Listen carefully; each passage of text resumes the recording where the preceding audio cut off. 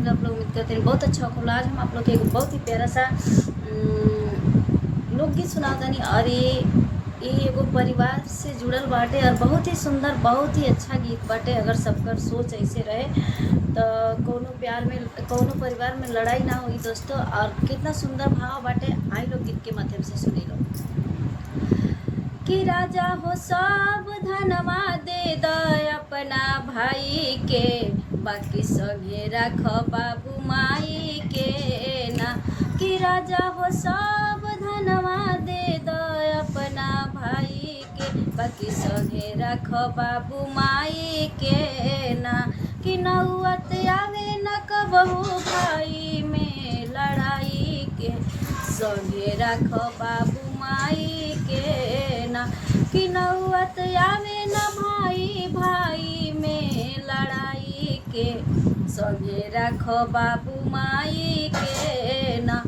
राजा हो सब धनवा दे द अपना भाई के, संगे रख बाबू माई के नाम।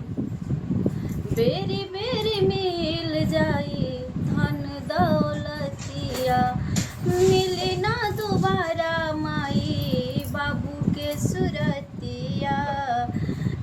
कि बेरी बेरी मिल जाई धन दौलतिया, मिली ना दोबारा माई बाबू के सुरतिया। कि फिर से बनावल जाई दोनों जानी कमाई के, संगे रख बाबू माई के ना। कि फिर से बनावल जाई दोनों जानी कमाई के, संगे रख बाबू माई के ना। कि राजा हो सब धनवा दे द अपना भाई के, संगे रख बाबू माई के नाम। बनल रही बाबू औरी माई के प्यार हो, कि बनल रही बाबू औरी माई के आशीर्वाद हो। हमनी के फिर से लौट जाई राज हो।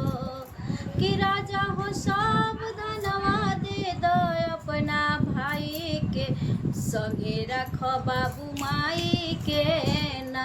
कि राजा हो सब धनवा दे द अपना भाई के, बाकी संगे रख बाबू माई के ना। Bye Deere.